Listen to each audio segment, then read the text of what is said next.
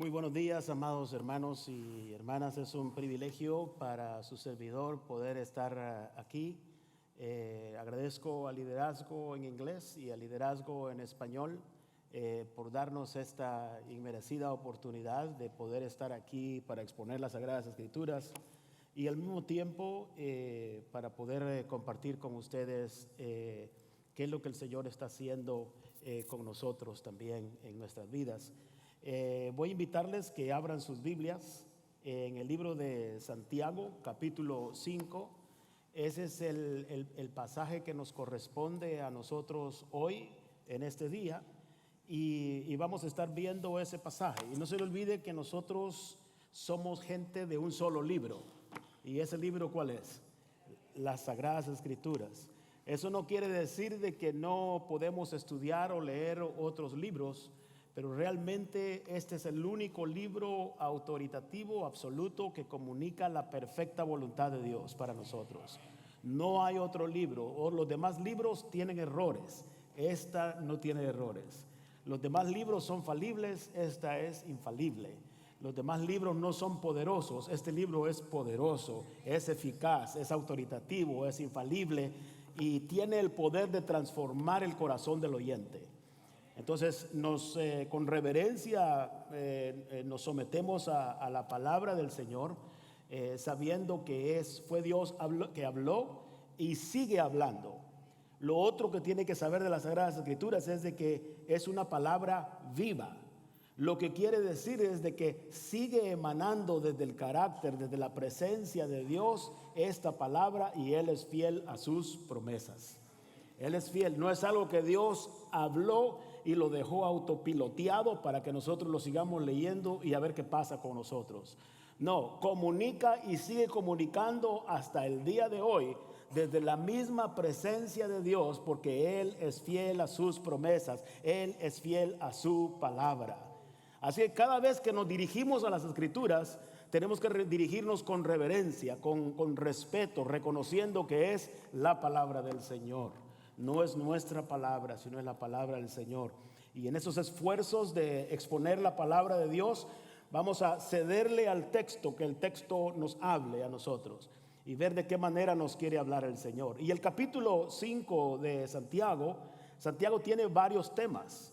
Santiago, de un grupo de versículos, cambia de tema y sigue cambiando de temas. Y yo creo que ustedes ya han estudiado hasta el capítulo 4 y no vamos a repasar todo porque no hay necesidad. Pero sí, antes de darles algunos objetivos de aprendizaje, quisiera que hiciéramos un pequeño repaso ligeramente de la carta. Y una de las cosas que ya he dicho es que tiene varios temas. Lo segundo es que los primeros 18 versículos tratan de cómo responder a las pruebas y a las tentaciones. Los primeros 18 versículos. Luego, cómo se interconecta la fe y las obras. También han estado ustedes viendo eso. Lo otro es cómo reemplazar la hipocresía con rectitud genuina y auténtica. ¿Cómo reemplazarlo? Dios nos manda en Primera de Pedro capítulo 2 que nos despojemos de toda hipocresía. Entonces han estado ustedes estudiando eso. Y lo otro, punto número 5, cómo perseverar y recibir las pruebas, pero con gozo. ¿Verdad? Queremos gozarnos en las pruebas. Otro punto muy importante, Santiago también enfatiza los actos de benevolencia, como ayudar a los pobres, las viudas y los huérfanos, en lugar de simplemente ser amables con ellos.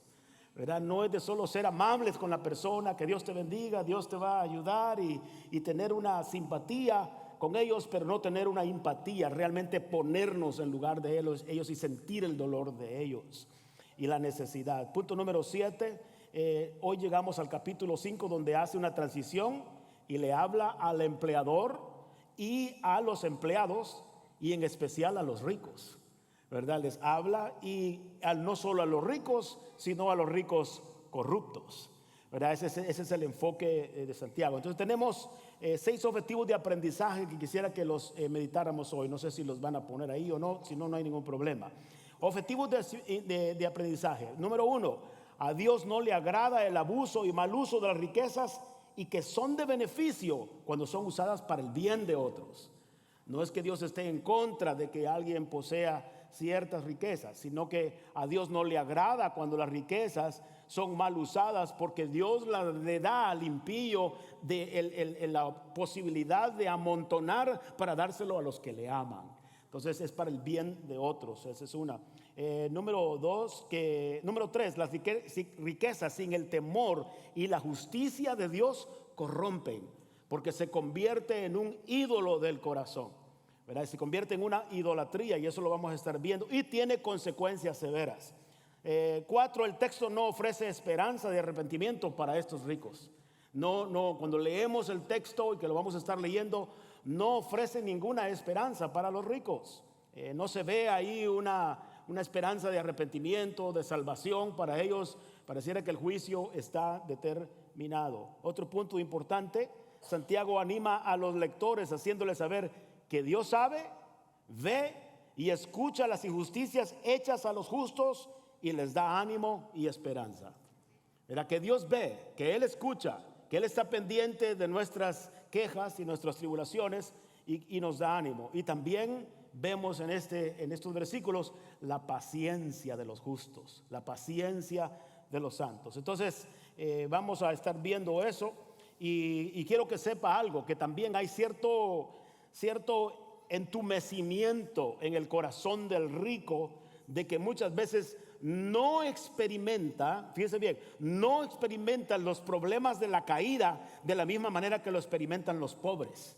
Hay cierto entumecimiento en el corazón de ellos que no lo experimenta. Ellos tienen otros problemas, pero no tienen ese problema. Tienen dinero, lo pueden disfrutar.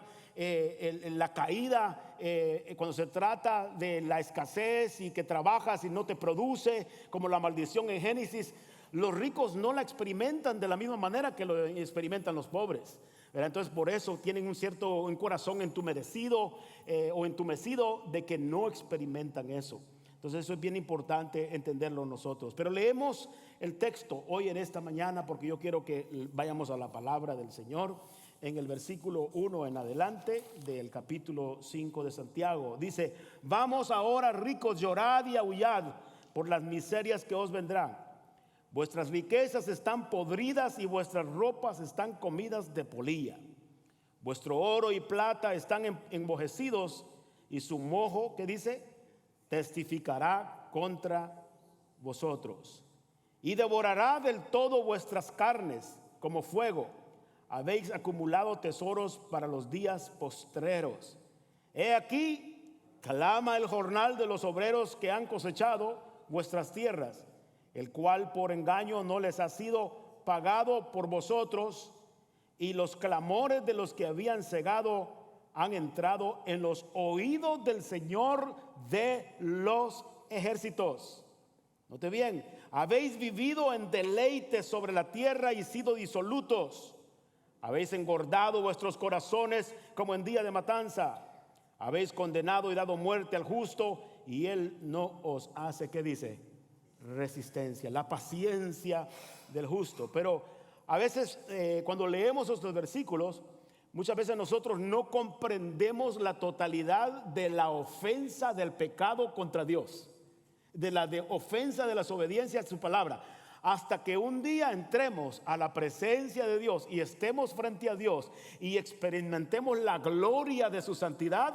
Entonces entenderemos nosotros lo ofensivo que es nuestra desobediencia y lo ofensivo que es nuestro pecado. Entonces vamos a entender, cuando lleguemos a la presencia del Señor, vamos a entender que era ofensivo. Estaremos en un estado distinto, pero vamos a ver la gloria de Dios, la santidad de Dios, la justicia de Dios frente a Él. Entonces nos vamos a dar cuenta nosotros, wow, nuestras ofensas verdaderamente eran muy ofensivas para Dios. Y nosotros no habíamos entendido eso. Y esta violación que vemos aquí de los ricos en el versículo 1, haga de caso que Santiago es como uno de los profetas del Antiguo Testamento, que pregonaba en contra de desobediencia de Israel, que estaba como un pregonero que estaba anunciando la falla, el pecado de Israel. Así está Santiago acá. Y usted dice, ¿por qué es tan ofensivo esto para Dios? Bueno, porque Él lo tiene en su palabra. Levíticos capítulo 19 versículo 13 dice así, Levíticos 19, 13: no oprimirás a tu prójimo, ni le robarás, no retendrás el salario del jornalero en tu casa hasta la mañana. Esto es el Señor hablando.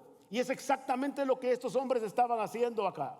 Por eso el juicio que vemos ahí en el versículo 1, que está declarado el juicio venidero para ellos, el anunciamiento del juicio de ellos en el versículo 1 es por la violación de la palabra del Señor.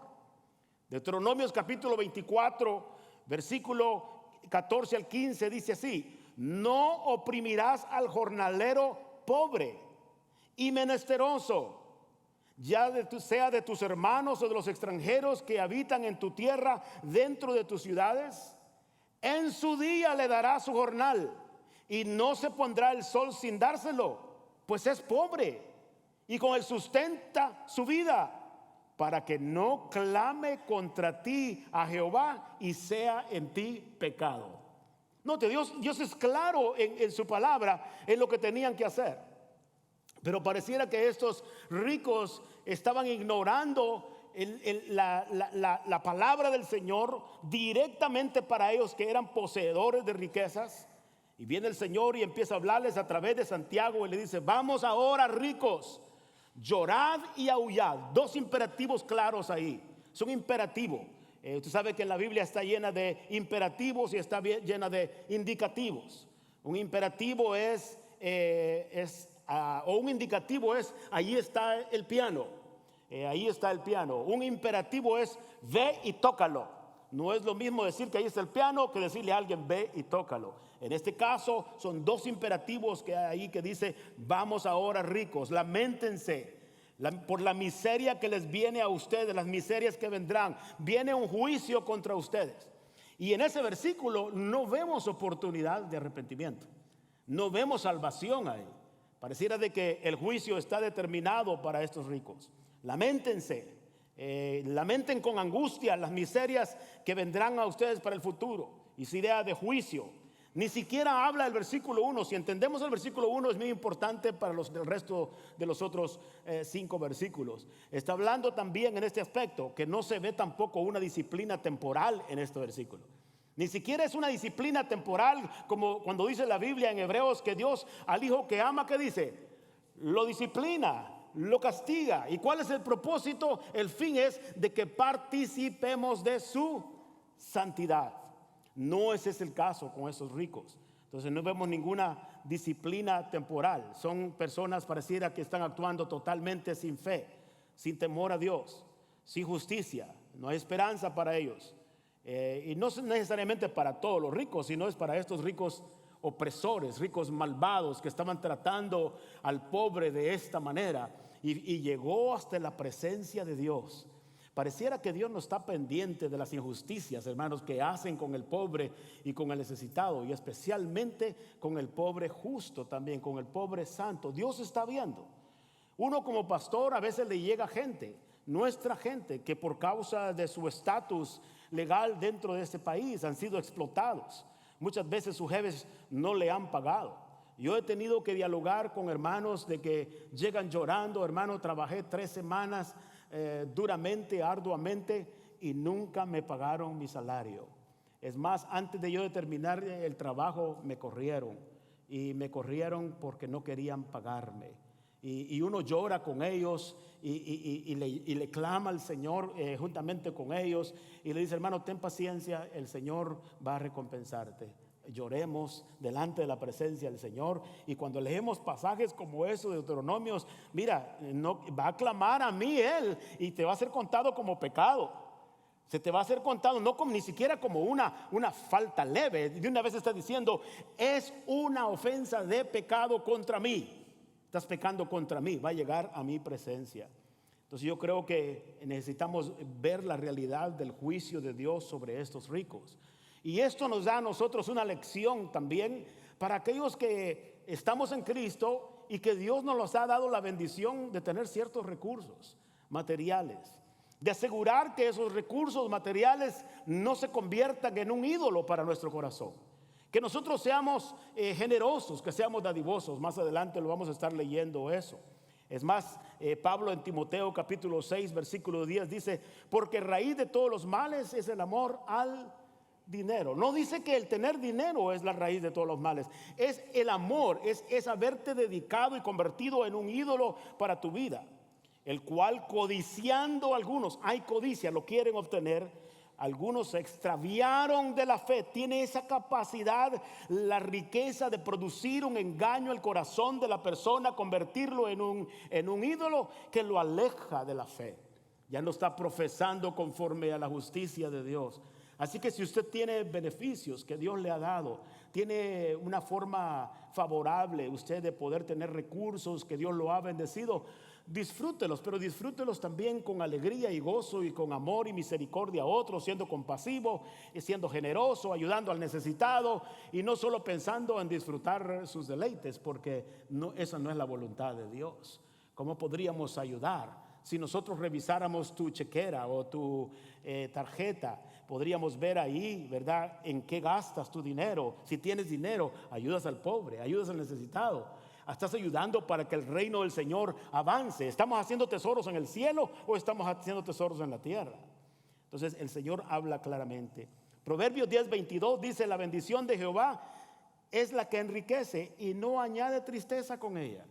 Entonces hay bendición. No creemos en el evangelio de la prosperidad porque no creemos en eso, pero sí creemos en que Dios te puede bendecir de una forma u otra. Puedes prosperar la obra de tus manos, puede ayudarte a crecer tus ganancias y tus bienes materiales. Ahora es, ¿cómo tú vas a usar esos bienes materiales? Entonces yo creo que hay muchas lecciones aquí en el capítulo 5 que el Señor nos está hablando.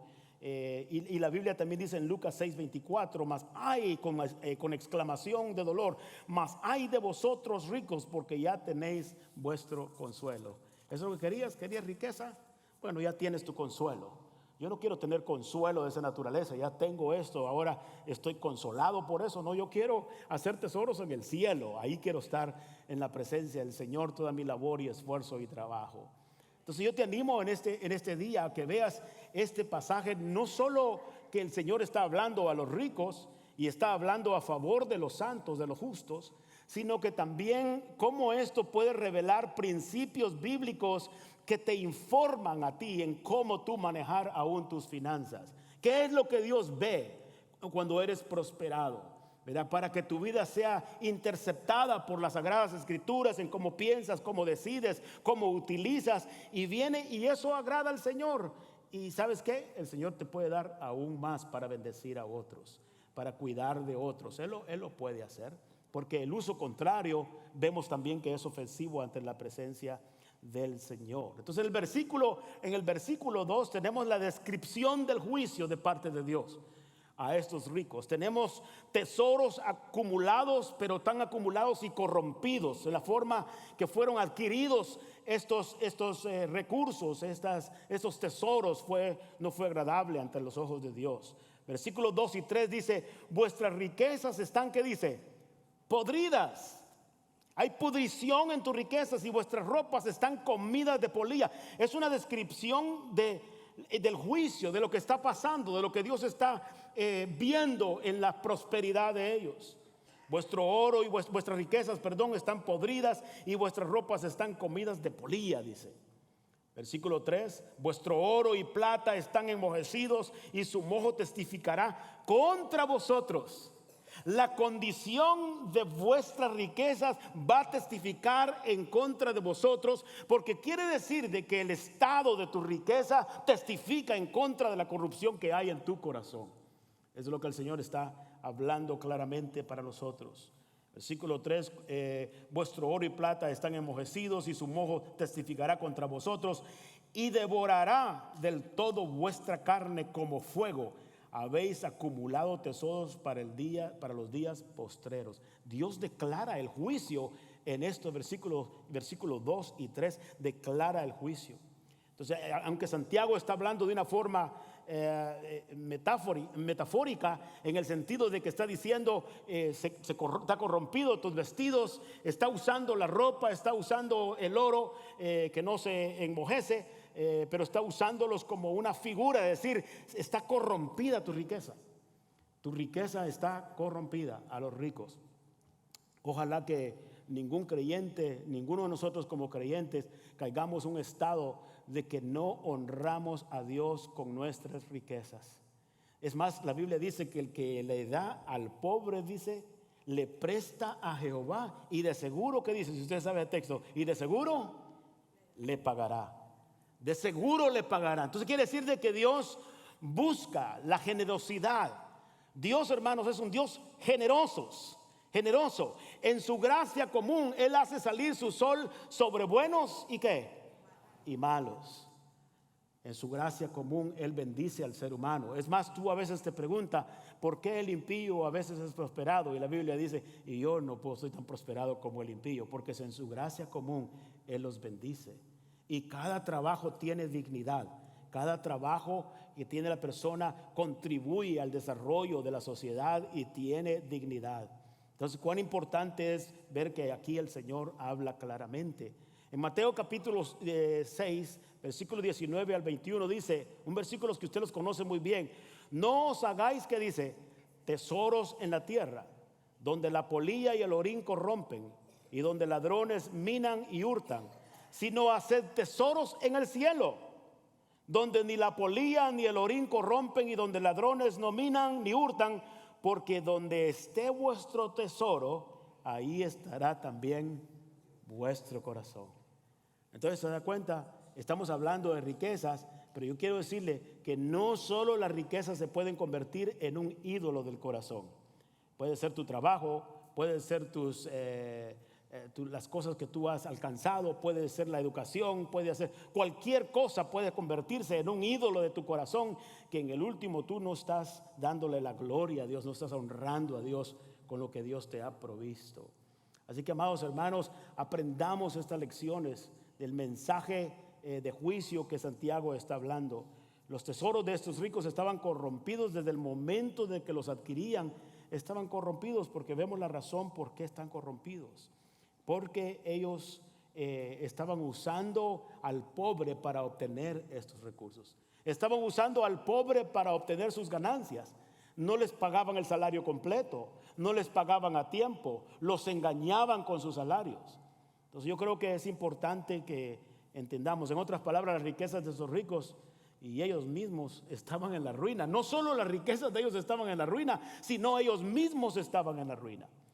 Entonces cualquier recurso que usted tenga, hermano, cuando usted pueda compartir con el necesitado, hágalo. Si Dios te ha provisto aún de nuestra escasez, muchas veces nosotros podemos bendecir a otros y Dios te va a bendecir, Dios te va a ayudar. Y si tienes a alguien que trabaja para ti, trátalo bien, trátalo con amor, muestra el evangelio de la manera que lo tratas, de la manera que tú le pagas. Muchas veces nosotros andamos buscando a ver quién nos hace el trabajo mucho más barato, ¿verdad? Porque tampoco tenemos muchos recursos. Pero también al mismo tiempo la Biblia dice que el obrero es digno de su salario. Entonces, ¿cómo podríamos ser nosotros generosos? ¿Cómo podríamos ser amorosos? ¿Cómo podríamos ser gente que modela el evangelio a través de nuestras finanzas y no como estos ricos? Porque cuando el pobre clama a Dios, Dios lo escucha. Dios lo escucha, hermano, cuando el pobre clama. Ya vimos eso, y esa fue la violación de la ley en Deuteronomio. Mírate, si el pobre clama a mí, si el menesteroso clama a mí, y yo voy a ser el que voy a juzgar este caso, y si yo juzgo este caso y te encuentro culpable, te va a ser contado como pecado delante de mí. Entonces quiere decir que es serio, y cuando Dios declara algo pecado, nadie lo puede declarar santo. Es pecaminoso. No es agradable ante los ojos de Dios. Entonces yo creo que hay grandes lecciones aquí para nosotros que podemos aprender en esos pasajes, muchas lecciones que pudiéramos aprender. Y cuando pasamos al versículo 4, mire cómo dice: he aquí clama el jornal. Entonces hay dos clamores delante de Dios que llegan. He aquí lo primero que clama delante de Dios, ¿qué es? El jornal de ellos. No me pagaron lo que debieron haberme pagado. No me pagaron a tiempo. No me pagaron a tiempo, ni me pagaron lo que debieron haberme pagado. Me dijo que me iba a dar $100 y me dio $80. Entonces lo primero que va a clamar delante del Señor y que clama delante del Señor es el jornal de ellos. Entonces se convierte, que el jornal se convierte en un testigo, se convierte en una voz en defensa y una voz que acusa al rico, porque el jornal no está siendo justo para el trabajo que está desarrollando el jornalero. Entonces la primer voz que clama a Dios, he aquí clama el jornal de los obreros. Todavía no ha llegado a los obreros, va a llegar ahí. Dice, de los obreros que han cosechado vuestras tierras, el cual por engaño no les ha sido pagado por vosotros. Los engañaron, hubo engaño, no les pagó. Quizás les prometieron cierta cantidad y no les pagaron. Y otros, como algunos que dicen, mira, mañana te pago. Llega mañana, fíjate que no lo tengo todavía. Podría regresar la semana que viene. Regresa la semana que viene. Mira, solo tengo la mitad. Y el jornalero clama ante la presencia del Señor. ¿Sabe por qué, hermano? Porque él, el que es pobre, vive de cada dólar que gana, vive para su diario vivir. Y nosotros sabemos que mucha de nuestra gente que está limitada, cuando le falta un cheque en la semana, desajusta todo su presupuesto para el mes. ¿No es cierto? Desajusta todo el presupuesto. Otros que tienen, no les pagan una semana, que les pagan la próxima semana, les da lo mismo. Pero otros están contando con eso para la comida, para la renta, para lo que sea. Y cuando no se le da, el pobre sufre, el pobre llora, su familia llora. Tiene niños que mantener, tiene esposa que mantener, tiene él mismo que mantenerse, tiene él mismo que tomar fuerzas para seguir trabajando. Y por eso la forma figurativa que usa aquí Santiago es de que están matando, están asesinando al pobre, al justo, porque le están quitando su pan, le están quitando su dinero, le están quitando su sustento, le están quitando cómo mantiene su familia. Sus servidores han tenido el beneficio de viajar a diferentes países. Y hemos viajado a las partes más pobres de muchos países en Europa, en Latinoamérica, y cuando vemos ciertas calamidades en que la gente está viviendo, llegábamos a un lugar en un país, voy a omitir los países, donde estaban viviendo en una chocita de varas y con lodo ahí hecha, y estaban muy cerca de las aguas negras y iban a recoger comida a un basurero que estaba cerca, y las bolsas estaban por el lado de afuera donde recogían ropa. Y cuando llegamos nosotros a orar por ellos que llevábamos comida, hermano, empiezo a ver gusanos que estaban saliendo de las paredes donde vivían, y me dolió tanto mi corazón que yo le dije, Señor, de veras que la miseria de la necesidad y de la pobreza, porque una cosa es ser pobre, vivir en pobreza, y otra cosa es vivir en miseria. La miseria es otro estado. La pobreza, tú puedes comer tu comidita con humildad, pero la miseria es distinta. Entonces he visto gente no solamente pobre, sino he visto gente viviendo en miseria. Gusanos salen de sus paredes, duermen en la pura tierra, y vemos que los gusanos estaban saliendo. Y yo hubiera querido tener el poder de sacarlos de ahí, plantarlos en otro lugar, aunque hemos hecho eso en algunas ocasiones. Pero yo tuve que mirar al cielo y decirle, Señor, tú eres el que tienes cuidado de ellos. Señor, no podemos hacer nada más que guiar a estas personas a confiar en ti, a depender en ti. Porque yo los he visto hoy, se ha conmovido mi corazón, y tengo muchas imágenes que podría contarle docenas de historias donde he viajado. Estuve en Belarus, estuve en Ucrania, estuve en Armenia, en Etiopía. Rompió mi corazón, quebrantó mi corazón ver la pobreza. Y también vi a gente pobre creyente cómo prosperaron, aunque sea en lo poquito. Tenían ahí un corralito, tenían una gallinita, tenían un cochinito ahí. Ya estaban prosperando porque eran creyentes y Dios los había bendecido. Dios es fiel, hermano. Dios es fiel a la pobreza del pobre. He visto mucha pobreza en diferentes países. Fui a Ucrania. Usted piensa en Belarus, usted cree que Belarus es un país comunista y que la gente vive muy bien. No, hermano. Cuando usted va a las áreas rurales, el gobierno les paga $250 mensuales, les paga el gobierno. Pero todo lo que ellos cosechan, todo lo que ellos hacen y todo lo que ellos trabajan, tienen que dárselo al gobierno. Y esos 250 tienen que alcanzar para comida, para ropa, medicinas y todo para mantener su familia. Y viven una pobreza. Tú entras en esas casas, se le ven su ropa, cómo están deterioradas, sus zapatos, sus dientes, todo. Y unos niños bellos, ojos azules, y todo, pero los ves, te lastima porque tú no estás acostumbrado a ver niños así en un estado de miseria. Y a veces cree que solo es en Latinoamérica. No, hermano, yo fui a lugares donde andábamos corriendo riesgo de que nos sacaran de ahí porque les estábamos dando comida a los pobres, hermano, pero nos daba compasión. Y luego llegué a otra casa donde había un grupo de viudas, como 5 viudas, hermano, que estaban ahí en ese pueblo, y cómo vivían. Y aún así sacan un pedacito de pastel y quieren darte algo, y te quebranta el corazón que a pesar de que son pobres, son generosos. Y a pesar de que son pobres, los niños están sonriendo. A pesar de que están en la miseria muchas veces, pero viven una vida de alegría y de gozo. He viajado por muchos países y ver la explotación de los pobres en Tailandia. Muchas veces los padres tienen que vender una hija para poder mantener el resto de la familia. Hemos trabajado con organizaciones en Tailandia, 2 organizaciones. Y mire, van estas personas que hacen tráfico humano y que son esclavos de sexo, van y toman a esas niñas de 8 años para arriba y se las quitan a los padres, les prometen un montón de cosas, explotación. Aquí estamos viendo mal uso de las riquezas, estamos viendo explotación, estamos viendo injusticia. ¿Usted cree que eso no está sucediendo hoy?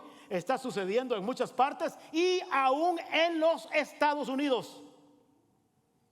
Yo trabajo con otra organización también aquí en los Estados Unidos y ahorita hay un cálculo de como 300,000 jovencitas dentro de los Estados Unidos que están siendo usados para esos propósitos. Dentro de los Estados Unidos. No crea que esto solo pasa en Tailandia, Brasil, aún peor, en muchos lugares, de que yo le podría mencionar muchos nombres, organizaciones con las que trabajamos. La explotación del ser humano no es algo nuevo. La Biblia lo está diciendo aquí. Hay explotación, se aprovechan otros, se hacen ricos de ellos. Niñas de 8 años en la prostitución, niñas de 10 años, de 12 años que deberían estar jugando. Cuando fui a Etiopía nos reunimos con unas jovencitas de 14, 13 años, 15 años que las habían sacado de la luz roja donde se estaban prostituyendo y las estaban prostituyendo. Oramos con ellas, ya habían recibido al Señor. Y estuvimos orando por ella y ver aquellos rostros maltratados, hermano, violados psicológicamente, físicamente, espiritualmente. Mi corazón se estremecía. Y una vez que estaba yo en Perú viendo una calamidad en una familia, le dije: Señor, no vayas a perder, que nunca yo pierda la sensibilidad del necesitado. Que nunca vaya a desarrollar un corazón con cálices, cauterizada, con una conciencia cauterizada, y que nunca vaya a ser sensible a la necesidad del pobre. Nunca, Señor. Nosotros bien podemos hacer esto con el pobre como que no existe, y eso no es agradable ante los ojos de Dios. Si Dios te ha bendecido, te ha dado finanzas, te ha dado provisión, sé generoso, compártelas, que Dios te va a bendecir. Te podría contar muchas historias acerca de eso. Entonces, mire lo que dice. Y no solo eso, clama el jornalero. Y luego y el clamor llegó ante el Señor de los ejércitos, el Rey del universo, el que está en control de todo, el Dios todopoderoso, el que tiene poder para actuar, para intervenir. No es cualquier Señor, es el Señor de los ejércitos. El comandante que puede dar órdenes, que está en control. Sí, pudo haber usado otros términos para describir quién es el que escuchó, pero él dice: el Señor de los ejércitos, el que gobierna, el que está en control, el que tiene la autoridad, llegó hasta su oído y de seguro va a hacer algo. De seguro va a haber intervención. Es cuán importante entender eso, de lo que el Señor nos está hablando. Los ídolos del corazón, hermano, que actúan. Mire, y no solo eso, fíjese bien, clama el jornalero, y los clamores de los que habían cegado han entrado en los oídos del Señor de los ejércitos. Esa forma de hablar, Santiago, que han entrado, no quiere decir que el Señor le costó escuchar eso y que finalmente lo escuchó. No, está diciendo: a esto Dios ha oído este caso y le está prestando atención. Se ha llegado el momento en que Dios va a actuar, que Dios va a tratar. Qué tremendo, hermano. Yo cuando leo estos pasajes, le digo, me acuerdo de muchos casos de familias en las que hemos visto. Versículo 5, habéis vivido en deleites sobre la tierra y sido disolutos. O sea que había un desenfreno de ellos. Y les dice bien, y sido disolutos, habéis engordado vuestros corazones como en día de matanza. No se estaban dando cuenta estos ricos que así como se engordan los animales para los chicharrones,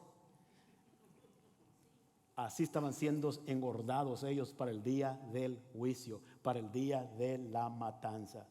Ustedes no se están dando cuenta que así como se engordan estos animales para matarlos, ustedes están engordando sus corazones para el día de la matanza, para el día del juicio de Dios. Ustedes están engordados con sus riquezas. Y el Señor estaba protestando en contra de ellos. Clama el jornal, clama el jornalero. Estaban matando al justo, estaban asesinando al justo. Versículo 6 dice, habéis condenado y dado muerte al justo y no os hace resistencia.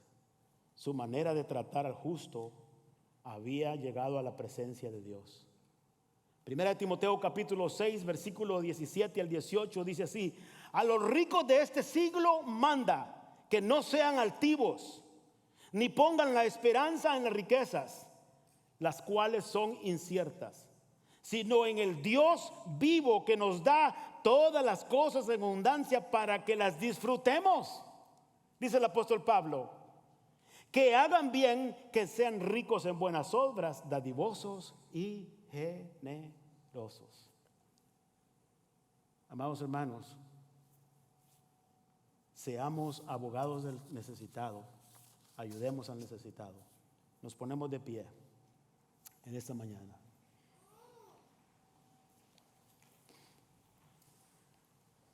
¿Te ha favorecido el Señor a ti? ¿Te ha dado una bendición? ¿Has sido víctima tú? ¿Has tenido paciencia? El Señor va a bendecir tu paciencia. El Señor escucha tu dolor, el Señor escucha cuál es tu necesidad. No te desesperes, espera con paciencia. El juicio del Señor va a llegar. Quizá no sea inmediato, porque nosotros queremos decirle, Señor, ¿quieres que ore y que caiga fuego del cielo? Y dice el Señor, vosotros no sabéis de qué espíritu sois. No, la vida del justo es de clamor y de paciencia, y espera en el juez justo. Ahí espera, amén.